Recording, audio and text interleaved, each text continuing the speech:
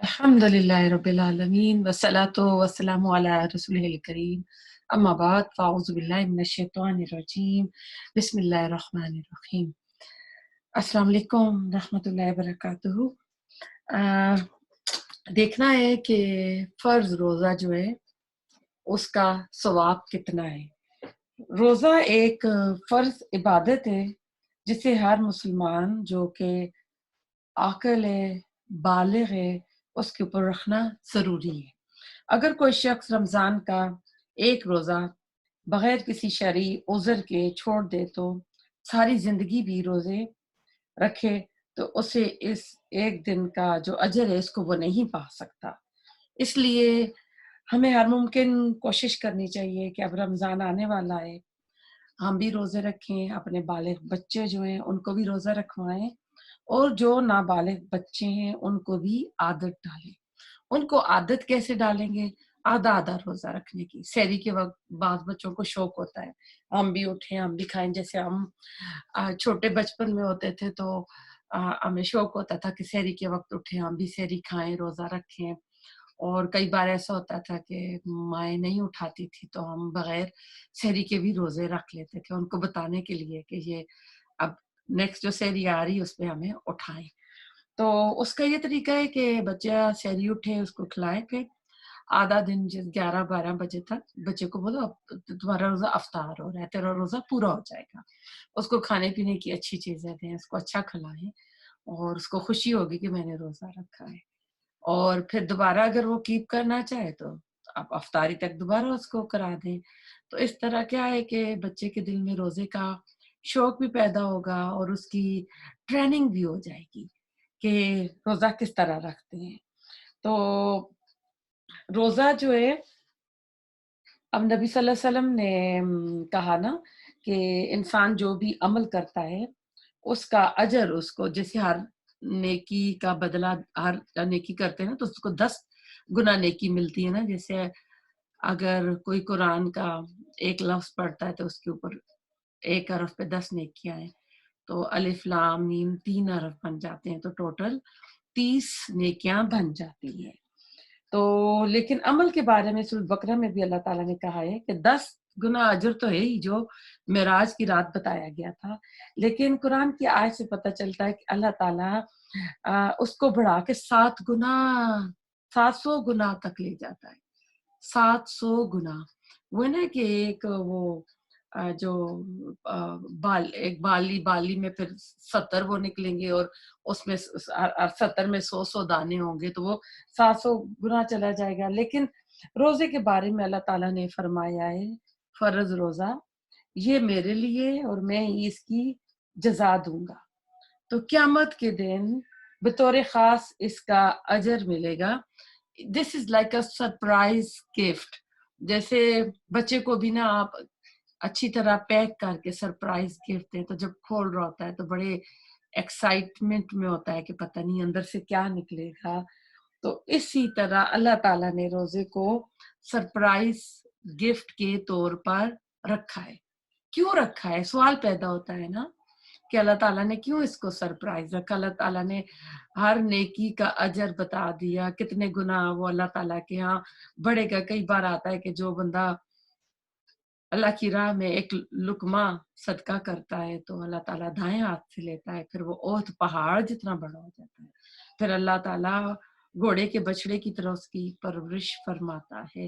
लेकिन रोज़ा जो कि देखें इंसान भूख, प्यास, ख़ासकर गर्मी के जो शिद्दत की गर्मी होती है, रोज़े रखते हैं, ख़ासकर गर्म इलाके वाले लोग, मक्का मदीना वाले देखें वहाँ तो हर वक़्त ही गर्मी होती है। तो इस रोज़े का अजर अल्लाह ने क्यों नहीं बताया?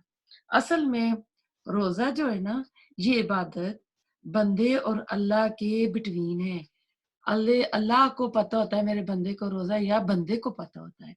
अब मैं रोज़ा रख लूँ, मैं कहूँ मेरा रोज़ा है, लेकिन मैं अंदर कमरे में जाके पानी पी लूँ, खाना खा लूँ, बाहर फिर आके कहूँ कि मेरा रोज़ा है। तो इसमें तो बंदा एक्टिंग भी कर सकता है और लोगों पे ज़ाहिर कर सकता है कि मेरा रोज़ा है, लेकिन हकीकत में उसका रोज़ा नहीं होता है। तो अब रोज़ा एक समझ लें छुपी हुई इबादत है जो कि अल्लाह और बंदे के दरमियान है। تو اسی طرح اللہ تعالیٰ نے جو اس کا گفٹ ہے نا وہ بھی اللہ تعالیٰ نے اس کا ثواب بھی اللہ تعالیٰ نے سرپرائز رکھا ہے. اللہ تعالیٰ کہتے اور اللہ تعالیٰ نے کسی عبادت کو نہیں کہا. اللہ تعالیٰ کہتے ہیں روزہ میرے لیے. ورنہ جو بھی عبادت کا آتا ہے تو اس میں آتا ہے کہ جو بھی ہم عبادت کرتے ہیں ہم اپنے لیے کرتے ہیں, اللہ کے لیے تو نہیں کرتے. اس میں ایک حدیث قدسی ہے نا کہ آدم علیہ السلام سے لے کے قیامت تک کے تمام جن و انس ہر وقت اللہ تعالیٰ کی عبادت میں لگے رہے تو اللہ تعالیٰ کی جو بادشاہت ہے اس میں کوئی فرق نہیں آئے گا. اور دوسرا ہے کہ یہی لوگ اللہ تعالیٰ کی عبادت نہ کریں, منمانی کریں, تب بھی اللہ تعالیٰ کی جو کنگڈم ہے اس میں کوئی فرق نہیں آئے گا. لیکن روزے کے لیے اللہ نے کہا کہ روزہ میرے لیے اور میں اس کی جزا دوں گا. تو جزا بہت بڑی, اس لیے روزہ جو ہے نا عبادتوں میں بہت ہی افضل یعنی یہ عبادت ہے.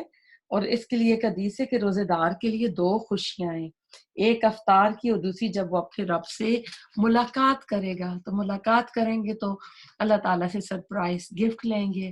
اور پھر جہاں جنت کے 8 دروازے ہیں تو باب الریحان جو ہے وہ خالص ان لوگوں کے لیے یہ جنت کا دروازہ کھلے گا جو کہ روزہ دار ہیں. روزے داروں کے لیے جنت کا دروازہ کھلے گا.